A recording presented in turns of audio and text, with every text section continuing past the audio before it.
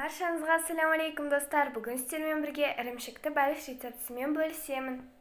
Ең алдымен салмасын дайындаймыз. Сол үшін ыдысқа ірімшік, жұмыртқа, қант, ванилин салып, бәрін блендермен жақсылап араластырып шығамыз. Бізде осындай масса шығуы керек. Енді қамырын, яғни крошкасын дайындаймыз. Сол үшін бізге қатып тұрған май керек. Оны осы теркадан өткіземіз.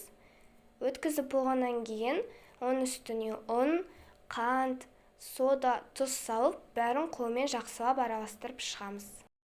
Бізде осындай қамыр, яғни крошка шығуы қажет. Бәліш пісіретін формамызды маймен жағып шығуымыз керек. Алдымен формамызға жарты крошкамызды салып, видеода көрсетілгендей бәрін тегістеп шығамыз. Крошкамызды тегістеп болғаннан кейін үстіне салмасын құямыз, және жарты қалған крошкамен видеода көрсетілгендей үстіне сеуіп шығамыз.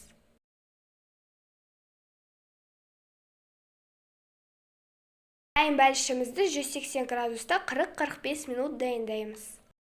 Мінеки достар, біздің ірімшікті бәлішіміз дайын. Ол өте жұмсақ, нәзік болып шықты мінеки.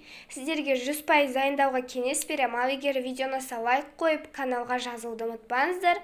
Баршаңызға ассаляму алейкум.